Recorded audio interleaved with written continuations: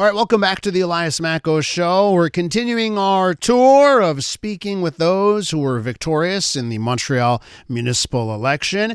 And this morning, we're headed to Côte-des-Neiges NDG, where Ensemble Montréal's Stephanie Valenzuela won the election with over 50% of the vote. She beat her opponent, the incumbent in the borough, Gracia Kosoki-Katawa, by 19 points. And Stephanie Valenzuela, the incoming borough mayor of Côte-des-Neiges NDG, is on the line. Miss Valenzuela, welcome to the program. Thank you so much for having me. So what was your reaction to your impressive win on election night?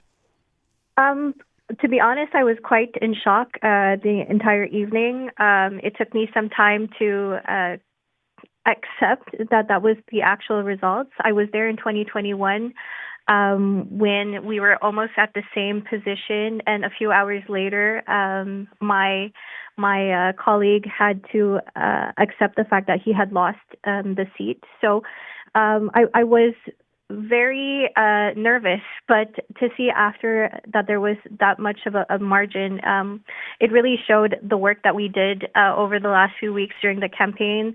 We were knocking doors every single day, meeting with residents, hearing from them. So I'm very proud of the campaign and the work that we did on the ground. Is it fair to say then, based on what you just told us, that you were expecting a far closer result that night, that maybe your internal polling was suggesting a much tighter race?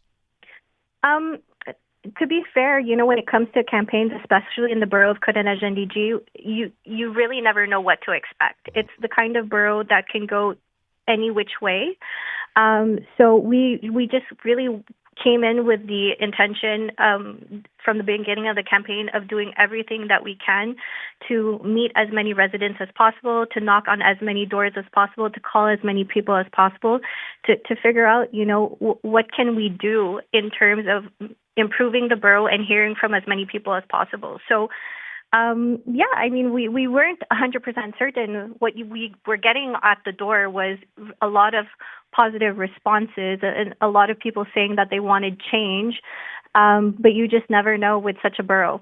What do you think now, in hindsight, were the determining factors in Côte-des-Neiges NDG? I know you just told us that voters wanted change, but was there anything specific that you think that led Côte-des-Neiges NDG voters to break for you?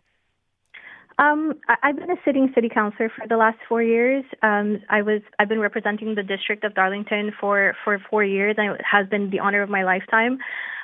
What I was really hearing on the ground is that people wanted to feel heard again. People wanted to come to council meetings, for example, bring in their issue and feel like they were getting an actual answer or a solution from their elected officials.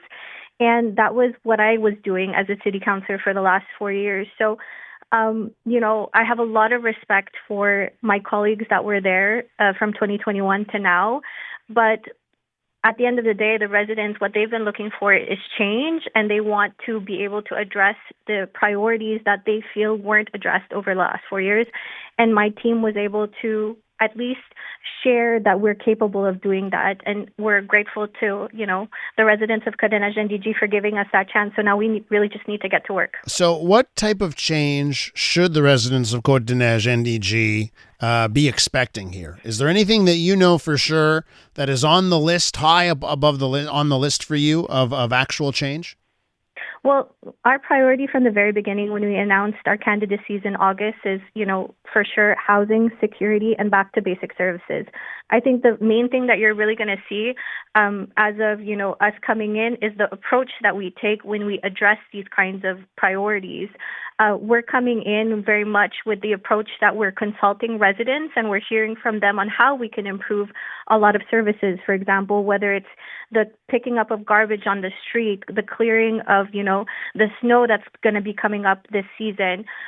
All of these things need to be done in a way that we're actually addressing the actual issues in the area and in key areas where we see it often. For example, in the last few weeks, I've been meeting with institutions. I've been meeting with residents. A lot of people say, is it normal that near a primary school the day after a snowstorm, it isn't the priority to clean the sidewalk in front of a school. No, it's not normal. So things like that need to be addressed, and we need to make sure that that's, really on the table in terms of how we attack our basic services in the borough. So I have to ask you about bike lanes, bike paths, because I hear it from residents. And by the way, I live in NDG, right? And to put my cards on the table, I actually think bike paths are a good thing overall, right? So this is not for me personally that I'm asking this question, but I hear it from residents all the time.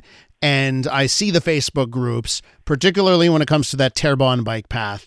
Will there be changes made there? Is it a holding pattern for you?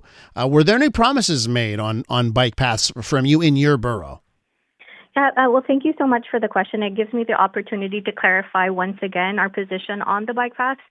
I think that, the bike paths in the borough were an important advancement in terms of securing our movement and for securing a lot of areas that needed it.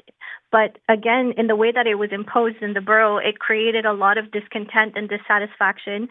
And effectively, there wasn't any social acceptability when a lot of these projects came in. So our position had been clear from the very beginning in terms of the audit.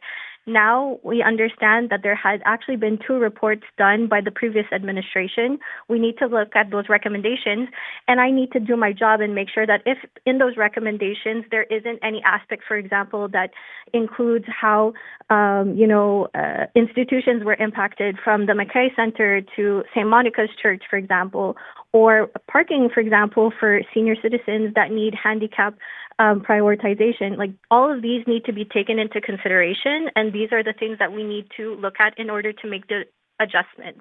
But we have to take the time to do the work, and you need to give us a little bit of time to actually look at these reports so that we don't jump the gun again in the way that it was done with the previous administration, creating even more discontent with the residents. It sounds, just by the way you answer that question, that you're already hearing it. Like, that's something you're already hearing from the people that elected you, that they want that they want action, and you're saying, hey, everyone, deep breath here. Yeah, I mean, and I totally understand. Like, again, people have been feeling this pressure of not being listened to and getting projects imposed on them. And now that there is a new administration, they're hoping to see a difference in the approach. And I totally understand where they're coming from. But if we go too fast, we're going to upset more people in the same way that it was done previously. And my intention is basically, the intention of our team is to address a lot of the different issues that were created because of the imposition of the project, but we have to do it in a responsible way. Ms. Valenzuela, I have to leave it there with you. I want to thank you very much for coming on and sharing with our listeners. We'll talk again soon, okay? Thank you so much. Have a great day. You too. That's Stephanie Valenzuela, the incoming borough mayor of Côte-des-Neiges, NDG. I'm Dylan Playfair. And I'm Tyler Smith. We're putting loneliness in the penalty box by talking to some of our favorite athletes about the importance of friendship. This is Bromance. Bromance is brought to you by Charm Diamond Centers, proudly Canadian-owned and operated. Charm has been part of your love stories and bromances for over 50 years. And you can find Bromance on the iHeartRadio network or wherever you get your podcasts.